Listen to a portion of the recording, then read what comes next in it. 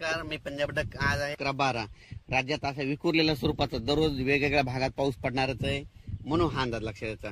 म्हणजे सांगायचं झालं तर पूर्व विदर्भ, पश्चिम विदर्भ, दक्षिण महाराष्ट्र, उत्तर महाराष्ट्र, कोकणपट्टी, खानदेश दररोज वेगवेगळ्या भागामध्ये पाऊस पडत जाईल, म्हणून हे प्राथमिक स्वरूपाचा अंदाज घ्यायचा आहे. उत्तर महाराष्ट्रामध्ये नंदुरबार जिल्हा, धुळे जिल्हा, जळगाव जिल्हा, नाशिक, येवला, निफाड, त्याच्यानंतर संगमनेरचे काय आले, श्रीरामपूर, त्याच्यानंतर कोपरगाव, त्या भागातले बरेच फोन आले की आमच्या भागामध्ये पाऊसच नाही, तुमच्या तिकडे पडत, फक्त पिकांना पाहिजे तसाच पडतोय. तर मग पाऊस कधी येईल?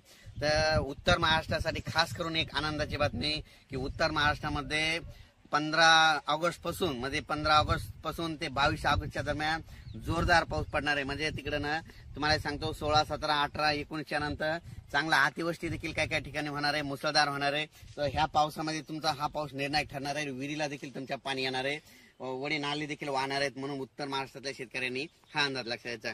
त्याच्यानंतर परत सांगू इच्छितो की मुंबई, पुणे, नाशिक, संगमनेर, इगतपुरी, ह्या कोकणपट्टीच्या भागातल्या सर्व शेतकऱ्यांना सांगू इच्छितो की तुम्ही काय करा, म्हणजे तुमच्याकडे म्हणजे 17 ते 22च्या दरम्यान, म्हणजे 17 ऑगस्ट पासून 22च्या दरम्यान मुंबई असो, पुणे असो, त्याच्यानंतर नाशिक, इगतपुरी या भागामध्ये अतिमुसळधार पाऊस पडणार आहे, म्हणून हे अंदाज लक्षात. मुंबईला देखील म्हणजे असा पाऊस पडेल की तिथलं काही काही ठिकाणचं म्हणजे पाणी साचण्याची शक्यता आहे, म्हणून हा मुंबईकरांनी खास करून हे म्हणजे 17 ते 22 अंदाज लक्षात घ्यायचा.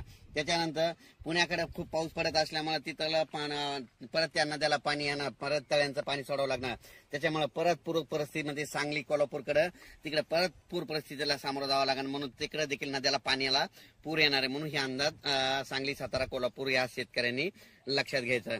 त्याच्यानंतर राज्यातल्या सर्व मराठवाड्यातल्या शेतकऱ्याला सांगू इच्छितो की मराठवाड्यामध्ये आज म्हणजे पासून ते 13 ऑगस्टच्या दरम्यान म्हणजे मराठवाड्यामध्ये परभणी जिल्हा झालं, नांदेड जिल्हा झालं, हिंगोली जिल्हा झालं, लातूर जिल्हा झालं, धाराशिव जिल्हा झालं, बीड जिल्हा झालं, जालना जिल्हा झालं, त्याच्यानंतर संभाजीनगर, ह्या भागामध्ये आणखीन असा दररोजच म्हणजे पाऊस सुरू राहणार आहे. म्हणजे असं एकदम मराठवाड्यातला पाऊस आता एकदम असा बंद होणार नाही. आणि सगळ्यात महत्वाचं सर्व शेतकऱ्यांना महाराष्ट्रातल्या सांगू इच्छितो की राज्यामध्ये मागच्या महिन्यात कसं समजा थोडी उघाड दिली होती, खंड म्हणजे 10-15 दिवस पाऊस पडला नव्हता, तर हे ऑगस्ट महिना संपूर्ण पावसाचाच जाणार आहे, याच्यात उघाड भेटणार नाही.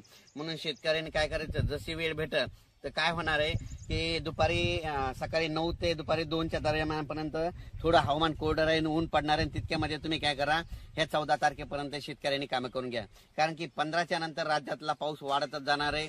15च्या नंतर परत सांगायचं तर पूर्व विदर्भ म्हणजे 16 तारखेपासून तर 22 तारखेच्या दरम्यान पूर्व विदर्भात देखील खूप मोठा पाऊस राहणार आहे, म्हणून पूर्व विदर्भातल्या 6 जिल्ह्यातल्या शेतकऱ्यांनी हा अंदाज लक्षात घ्यायचा. म्हणजे नागपूर, वर्धा, भंडारा, गोंदिया, चंद्रपूर, यवतमाळ, त्याच्यानंतर वाशिम, हिंगोली, त्याच्यानंतर बुलढाणा, अकोला, अमरावती या भागात देखील